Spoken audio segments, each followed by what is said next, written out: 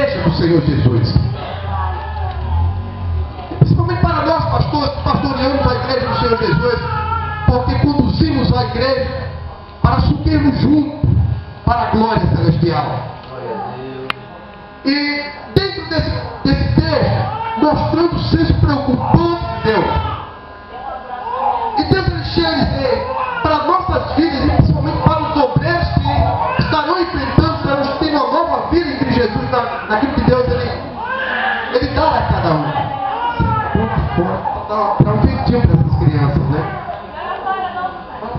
Dá um jeitinho, porque talvez não for uma educação melhor, natural. E esse senso preocupante da parte do Senhor, naquilo que o Senhor ele quer tratar conosco na noite de hoje, você vai sair daqui edificado pelo poder da palavra. E Deus, ele só falou outra coisa, ele diz assim, olha, tem que ser pelo Espírito. É a última instância do Senhor na terra. É a terceira trindade do Senhor. É a última. Porque Jesus Cristo, ele mesmo rogou ao Pai e disse, olha, eu colocarei um outro Consolador. Lá escrito no livro de João, capítulo 14, versículo 16. Eu estarei enviando outro Consolador. É a minha última instância para esta sociedade. É a minha última instância para o povo que ainda me busca, que ainda me procura, que na verdade anda nos meus caminhos. É a última instância. É o Consolador do Senhor. E quando eu estava observando esse texto, querido, o senso preocupante do Senhor para com a igreja dele, é para que nós não venhamos nos enveredar em outras circunstâncias materiais e se esquecendo do Santo Espírito de Deus, porque parece que só nós nos lembramos do Espírito Santo quando passamos por alguma aflição terrível, porque só onde Ele faz a obra de consolar as nossas vidas, onde homem nenhum, ser humano nenhum na terra consegue fazer a obra em que o Consolador, só Ele pode fazer em nossas vidas. Só o Espírito Santo de Deus. E queremos nos esquecer dessa última instância do Senhor. Veio Deus, criou o céu e a terra. É claro, é evidente que o Senhor ele queria tornar esse mundo um paraíso, mas por causa do pecado, na face da terra, o homem é destituído da glória de Deus. Passa-se o tempo, gerações e tempos, e por sua vez, o que é que o Deus Criador faz? Ele propriamente tem sua encarnação como verbo encarnado, Jesus humano. Ele envia o seu Filho unigênito para morrer em morte de cruz em prol de nós mesmos. Veio Jesus, praticamente, meus queridos, não que a obra do Senhor Jesus foi válida, ela foi válida e tudo foi consumado na cruz do Calvário. Vindo Jesus, a sua ascensão aos céus para sentar no seu trono de glória. Mas antes disso, ele chega a dizer para os seus discípulos, eu enviarei agora o meu Consolador, o outro Consolador. Ele chega até tratar a questão do outro, porque o primeiro seria o próprio Jesus, de tanto fazer a obra de consolação na face da terra, no seu ministério humano que ele fez. E quando por sua vez, queridos, entendendo que o Espírito de Deus, ele não pode ser trocado por nada nessa vida. Ele não pode ser trocado por ninguém nessa vida. E o Espírito Santo está aqui nessa noite. Porque Ele mesmo é que faz a obra. Naquilo que eu não posso fazer, naquilo que esses homens aqui, ninguém aqui, nenhum de nós pode fazer de um para com o outro. Mas o Espírito Santo pode, ele te consola, ele te conforta, ele faz a obra no teu íntimo, ele faz a obra na tua alma, ele faz a obra do mais profundo ser da tua vida. Aleluia. Ele vai lá dentro, ele desde já discerne os teus pensamentos, vai lá no fundo, trata o que está ferido, trata o que está angustiado. E o Espírito de Deus, só Ele pode fazer essa obra nas nossas vidas. A sociedade, ela entra no caos, de mal a pior, e ninguém está aí vendo isso. Mas o Senhor, Ele quer que nós entendamos uma coisa, igreja. Deus, Ele quer que Ele faça uma coisa, que nós olhamos para Ele e digamos: olha, Jesus está voltando, e o mundo está mergulhando, está indo em fileira indiana para os dos mais profundo abismo. Mas o Espírito de Deus, é Ele que opera na tua parentela, é o Espírito Santo que opera na tua família, é Ele que opera, é que provém dele a nossa vitória em Cristo Jesus. E o que podemos esperar de tudo isso? O que é que nós queremos esperar no ano 2013? O que é que nós podemos esperar no ano de 2013? Nesse caos da sociedade, nessa situação espiritual que a sociedade vive, mística, diante do misticismo, onde cada um quer adotar para si a sua própria religião, onde cada um quer adotar para si e escolher aquilo que ele quer viver espiritualmente falando. Mas só que a igreja do Senhor Jesus, ela não está desamparada. A igreja do Senhor Jesus, ela está bem amparada, porque o Consolador, o Confortador das nossas almas está aqui. Ele está aqui para ir em encontro daquela situação que você não pode resolver no teu coração, mas Ele pode. E nessa noite Ele quer resolver aquilo que precisa ser tratado, porque para os céus nós só entraremos se estivermos em comunhão uns com os outros. Por isso que o texto está sendo bem claro. O mundo luta contra carne e sangue. A igreja não pode também fazer a mesma luta que o mundo luta, travar a mesma batalha que eles travam. A igreja, ela luta contra as hostes potestades deste século que permeia as regiões sobre as nossas vidas. E é essa luta que a igreja precisa travar. Eu não vou dizer a você que você precisa para adquirir as suas bênçãos materiais, porque o senso do Senhor é outro em nosso meio. O senso de Deus está bem preocupante, mas com as nossas vidas espirituais.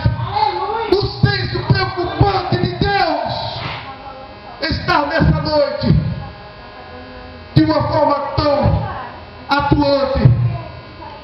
E Deus está olhando de cima para essa sociedade, para a própria sua igreja.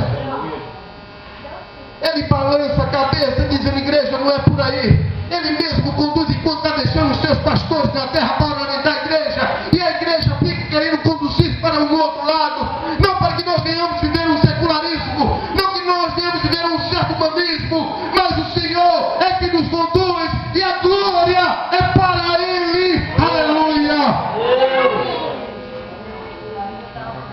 A igreja tem uma marcha, a igreja tem uma luta, a igreja tem um caminho, e nós caminhamos reto e para cima. Nós caminhamos reto e para cima.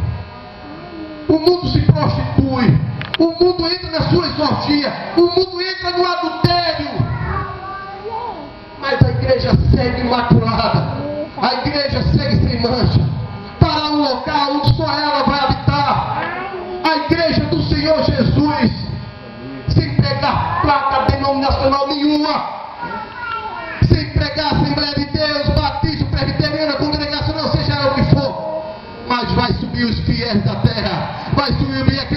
o que na verdade Deus tem preparado. É você, diga aí para quem está falando, é você que Deus preparou e que te chamou. Foi Ele que te elegeu, foi Ele que te preparou para subir, aleluia.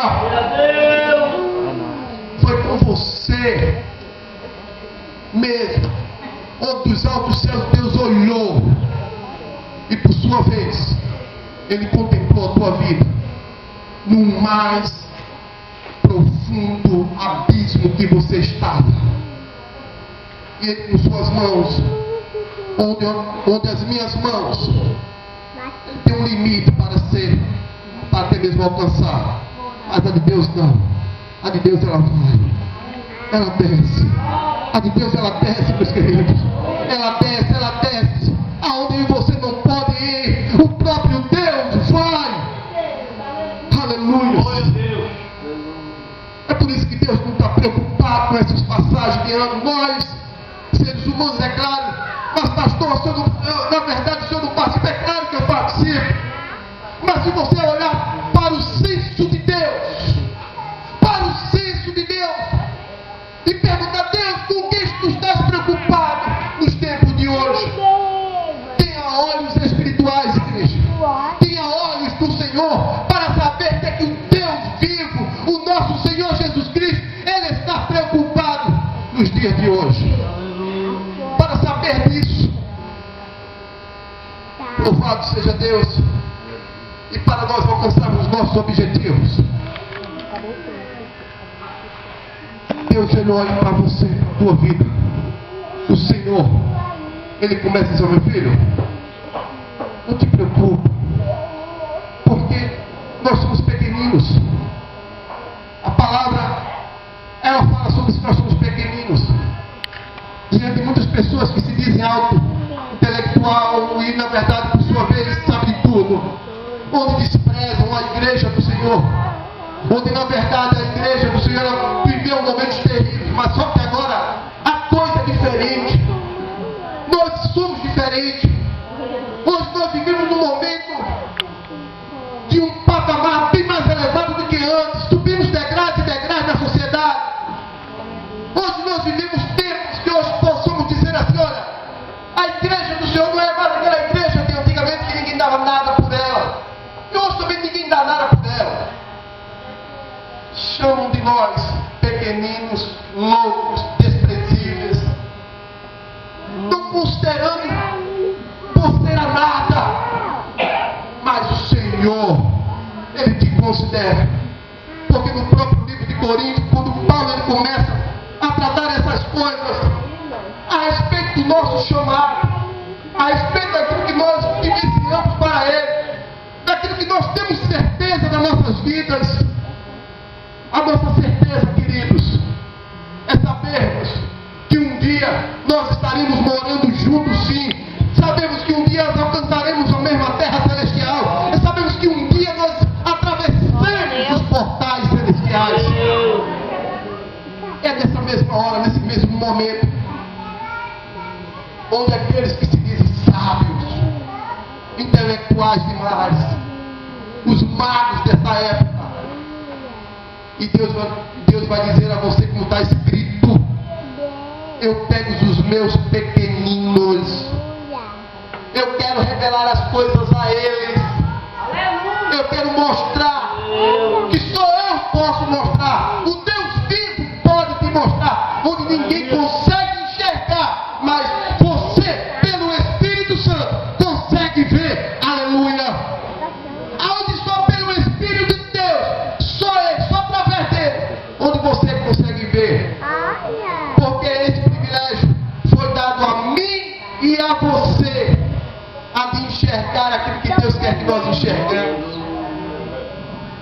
Há momentos difíceis, talvez sejam até algumas coisas constrangedoras, mas sabendo que, mesmo sendo constrangedora, mesmo sendo bênção, mesmo sendo coisas boas, é a você que Deus quer revelar, é a você que Deus quer mostrar os propósitos dele, os desígnios dele na tua vida. Ninguém muda, homem nenhum consegue mudar os seus desígnios, não consegue, sabe por quê, meus queridos?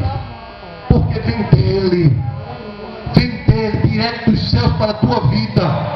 Os propósitos vêm direto do céu para a tua vida. Os objetivos de Deus vêm direto do céu para a tua vida.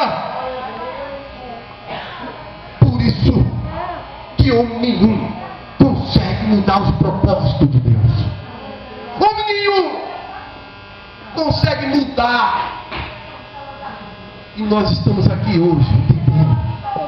Agora só basta que você, na noite de hoje, possa sair daqui dizendo: eu quero entender os propósitos de Deus na minha vida. Eu quero entender os desígnios de Deus. Porque a você Deus quer revelar. É a você que Deus quer mostrar. Porque se você andar na carne, nada consegue ver. Se você estiver andando pelo sangue, pelo temperamento sanguíneo, você não consegue ver os propósitos de Deus. Serão como vinda nos teus olhos. Mas se você andar pelo Espírito de Deus, você vai conseguir enxergar além,